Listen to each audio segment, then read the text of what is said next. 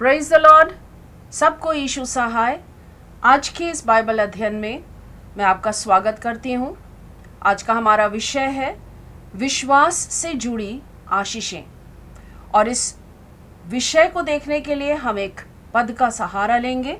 हम लोग खोल लेंगे फिलिपियों की पत्री 2 अध्याय और उसका पहला पद। एक ही पद से हम लोग अपने अध्ययन को आगे बढ़ाएंगे। मैं पढ़ना चाहूँगी फिलिपी 2 उसका पहला पद।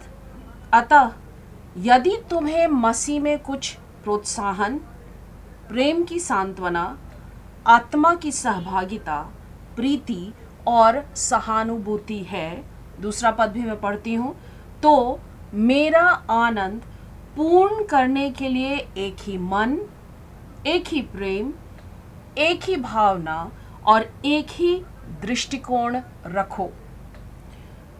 पहला ही पद में हमारा आज फोकस रहेगा, क्योंकि इस पद में 5 बातें हैं। 5 आशीषों के विषय में पौलुस प्रेरित फिलिपी में रहने वाले लोगों को बताना चाहता है। उनका ध्यान इस दिशा में आकर्षित करना चाहता है। हम लोग फिर से देख लेंगे।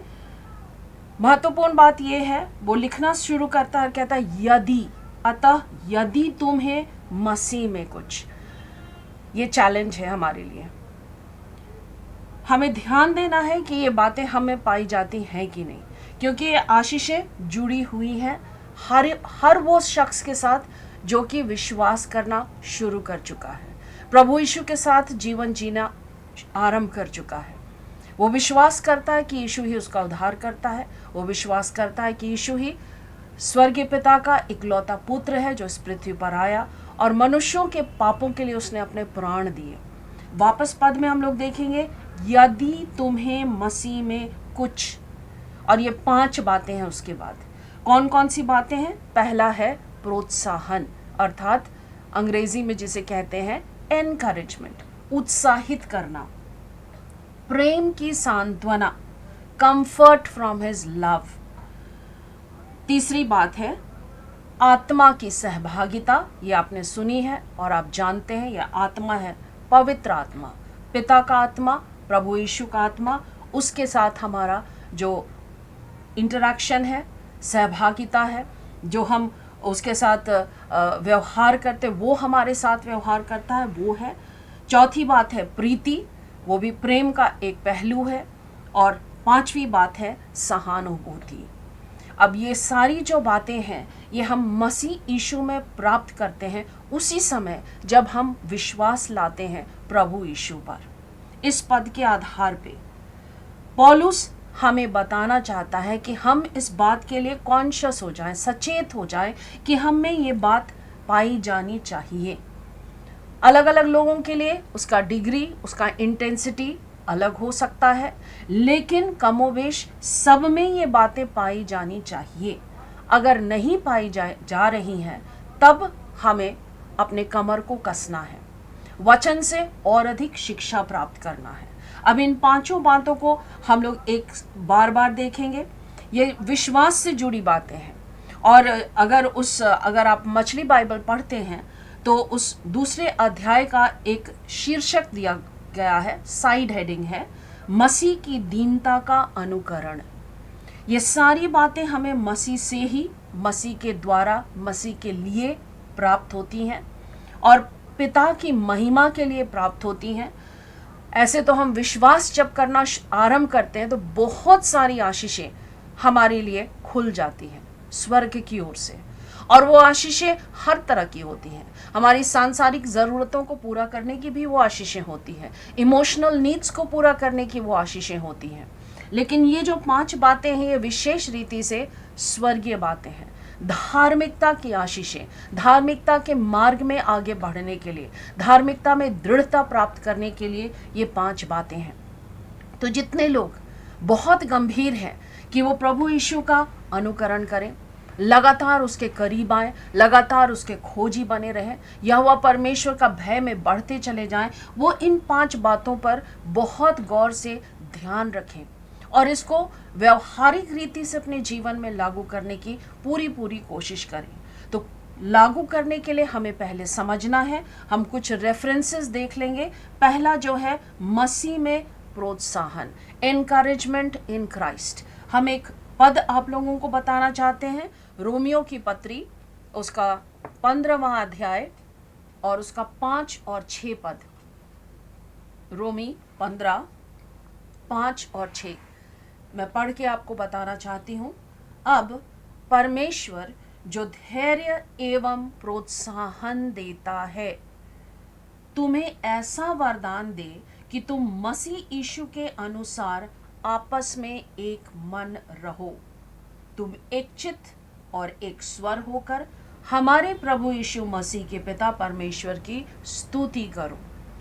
एकदम स्पष्ट वचन से ये बात हमारे सामने आ रही है कि प्रोत्साहन, जो वास्तविक प्रोत्साहन है, वो मनुष्यों से नहीं, सर्वप्रथम हमारे प्रभु, हमारे परमेश्वर से प्राप्त होता है। क्यों? क्योंकि वो धैर्य का परमेश्वर है और वो प्रोत्साहन देने वाला परमेश्वर है। ये 5वें पद में हम लोग देख रहे हैं, रोमी की पत्री 15 अध्याय का 5वां पद, एकदम स्पष्ट, वो धैर्य एवं प्रोत्साहन देता है। और क्यों देता है? कि हम मसीह यीशु के अनुसार आपस में एक मन रहें। चर्च में फूट की बातें पाई जाती हैं, जहाँ भी फेलोशिप्स हैं, जहाँ भी आत्मिक संगठन है, सब कहीं कुछ ना कुछ खिंचाव तनाव की बातें रहती हैं, फूट की पाई जाती हैं। और कारण ये है कि मसीह से हम प्रोत्साहन प्राप्त करना चाहे छोड़ देते हैं, अलर्ट नहीं रहते हैं, या बहुत ढिलाई से उसको लेते हैं। एक एक जन के लिए, चाहे वो अगुए हैं, चाहे एकदम निम्न स्तर के विश्वासी हैं, एकदम पीछे में ही रहते हैं, किनारे में ही रहते हैं, लेकिन सबके लिए अनिवार्य है कि हम मसीह यीशु में प्रोत्साहन प्राप्त करें, उत्साहित रहें। लोगों से हमें उत्साह नहीं मिलेगा, क्षणभंगुर जरूर मिल सकता है, लेकिन असली प्रोत्साहन हमें वचन से, जीवित वचन जो प्रभु यीशु स्वयं है और यहोवा परमेश्वर की ओर से हमें प्राप्त होता है। ये हो गया, हम उत्साहित रहेंगे तो उत्साहित दूसरों को कर पाएंगे, ये महत्वपूर्ण है। और जब हम एक दूसरे को उत्साहित कर पाएंगे तो हमारे बीच में वो संबंध और घनिष्ठ हो पाएगा। और ज़्यादा, जो मसीह यीशु ने अपने चेलों को कहा, मैं एक नई आज्ञा तुम्हें देता हूँ कि तुम एक दूसरे से प्रेम करो। ये पुरानी आज्ञा थी, उसको रिफ्रेश करके प्रभु यीशु कह रहे हैं। और यही बात आज हमारे लिए लागू हो रही है कि हम उत्साहित रहें, एक दूसरे को उत्साहित करें और मसीह यीशु में एक दूसरे को उत्साहित करें। सिर्फ किसी की तारीफ थोड़ी देर के लिए, चाहे उसके पहनावे को लेकर, उसके अच्छे व्यक्तित्व को लेकर, उसके स्किल्स को लेकर अगर हम थोड़ी देर तारीफ कर रहे हैं, वो सही मायने में उत्साहित करना नहीं होता है। उत्साहित है मसीह यीशु में होना और मसीह यीशु में ही दूसरे को उत्साहित करना। तो प्रभु हम सब की सहायता कीजिए, करेगा कि हम इस दिशा में और ज़्यादा सचेत रहें। दूसरा पॉइंट जो है, जो हम पाते हैं फिलिपी में, प्रेम की सांत्वना। प्रेम, परमेश्वर प्रेम है, हम बार बार सुनते हैं और हम जानते हैं उसके प्रेम के विषय में, उसने कैसा हमसे प्रेम किया। यूहन्ना 3:16 बार बार हमारे सामने आता है उदाहरण स्वरूप। यहाँ पर लिखा है प्रेम की सांत्वना। जब हम जानते हैं कि ऐसा हमारा पिता है, जो हम जितना भी पाप करें, जितना भी निकृष्ट हो जाए, जैसी भी हमारी परिस्थिति रहे, लोग हमें छोड़ दें, भूल जाए, रिजेक्ट कर दें, लेकिन हमारा परमेश्वर इतना स्थिर, इतना स्टेबल और इतना धैर्यवान परमेश्वर है, वो हमसे प्रेम करना नहीं छोड़ता है। वो कंफर्ट है, वो शांतिदायक बात हमारे हृदय को घेर लेती है। जैसे किसी चीज़ को आप सहेज के रखते हैं तो उसको रुई में संभाल के रखा जाता है, जो जल्दी से टूटने वाली चीज़ है, उसको हम लोग रुई में एक डब्बे में डाल के बड़े सहेज के रखते हैं। वैसा आराम, वैसा कंफर्ट मान लीजिए, महसूस कीजिए कि पिता अपने हाथों को फैलाकर अपनी बाहों में हमें समेट ले रहा है। कब? जब हम सबसे ज़्यादा निराश हैं, सबसे ज़्यादा टूटे हुए हैं, सबसे ज़्यादा अकेला महसूस कर रहे हैं। वो है प्रेम की सांत्वना। ये कहाँ से प्राप्त होती है? मसीह यीशु से। हर बार उस वाक्य के उस पद के प्रथम भाग में, वो फ्रेज में हमें ध्यान देना है कि ये सारी बातें, पहला था प्रोत्साहन, अभी है प्रेम की सांत्वना, ये बातें हमें मसीह यीशु में प्राप्त होती हैं जैसे हम विश्वास कर लेते हैं। प्रेम की सांत्वना के लिए हम खोलेंगे 2 कुरिन्थी पहला अध्याय 3 और 4 पद। 2 कुरिन्थी उसका पहला अध्याय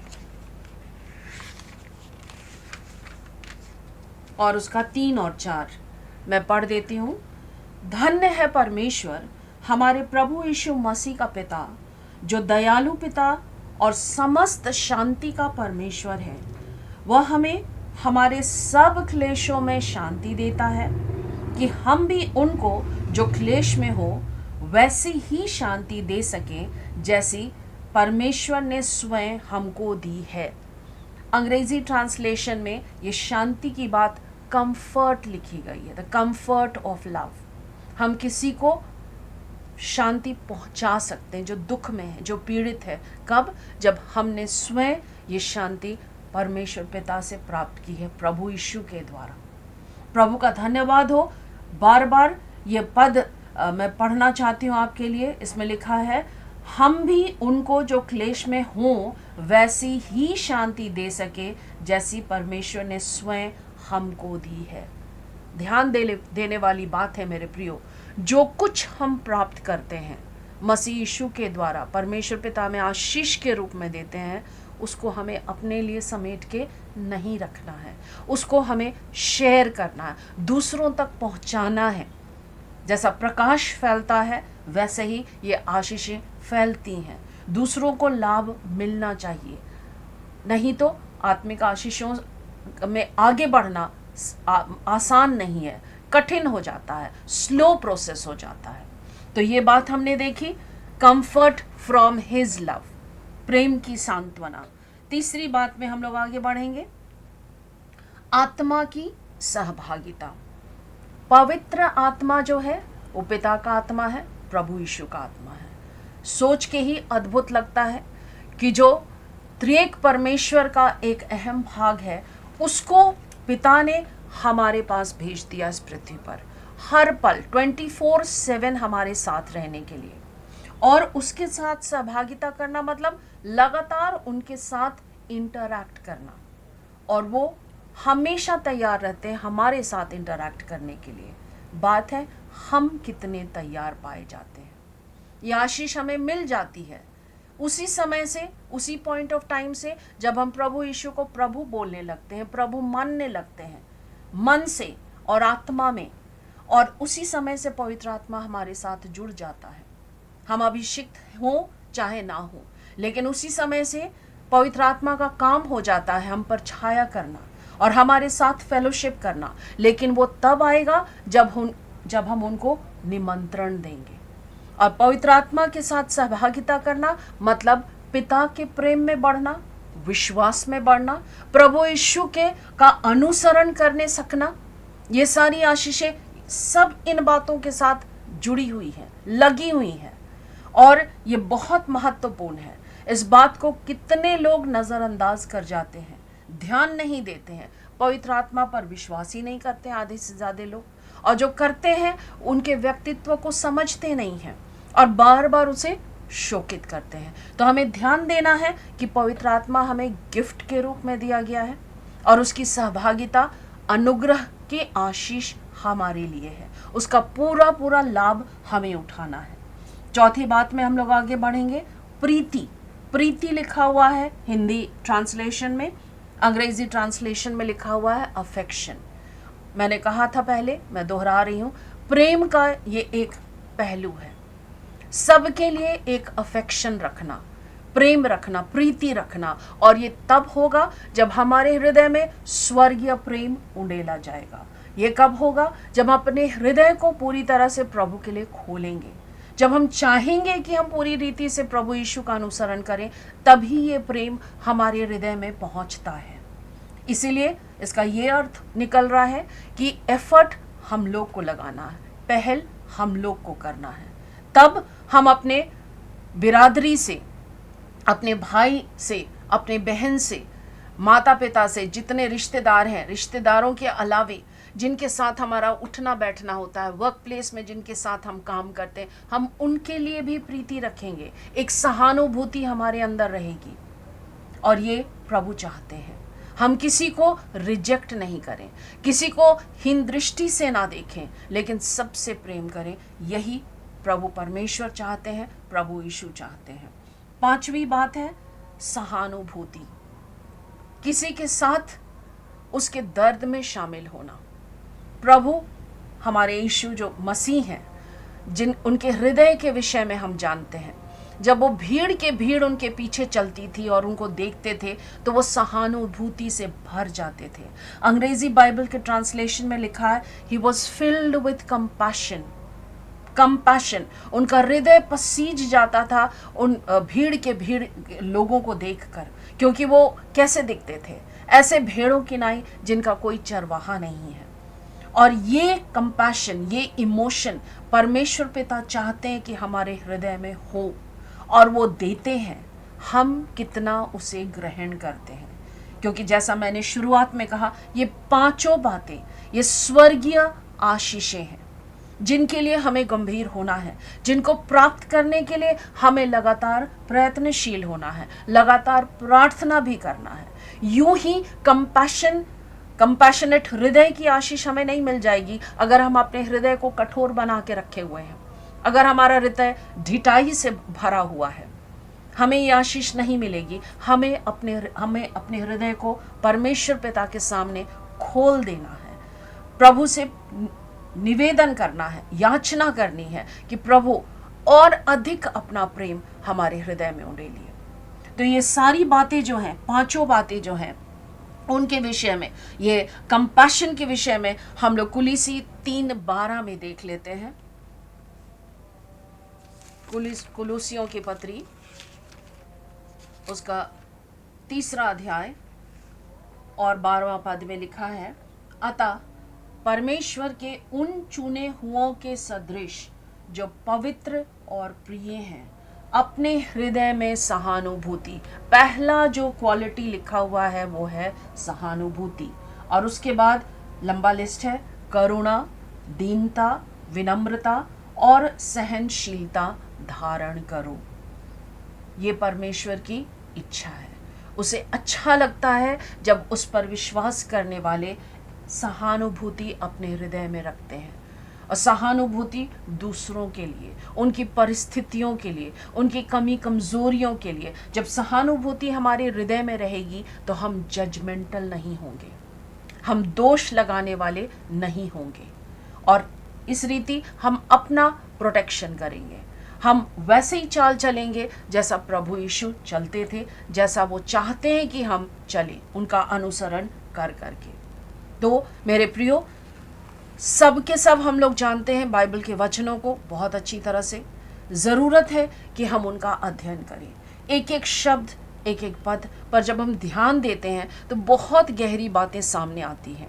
हम सब जानते हैं इब्रानी 11:6 में क्या लिखा है कि विश्वास हमारे आत्मिक जीवन का आधार है और सार भी है। और इब्रानी 11:6 में लिखा है, विश्वास के बिना उसे अर्थात परमेश्वर को प्रसन्न करना असंभव है, क्योंकि जो कोई परमेश्वर के पास आता है उसके लिए यह विश्वास करना आवश्यक है कि वह है और अपने खोजने वालों को प्रतिफल देता है। विश्वास करना बहुत आवश्यक है, और जब हम विश्वास करते हैं तो ये सारी आशीषें हमारे साथ जुड़ जाती हैं। हमें लगातार विश्वास की कुश्ती लड़ना है कि हमारा विश्वास और उन्नत होता चला जाए। जितना ज़्यादा हमारा विश्वास बढ़ेगा उतनी ज़्यादा ये पांचों बातों में हम और दृढ़ और परिपक्व होते चले जाएंगे। मुझे विश्वास है कि आज के इस वचन से आप सबको आशीष मिली है और आगे भी मिलते रहेगी। यीशु साहब।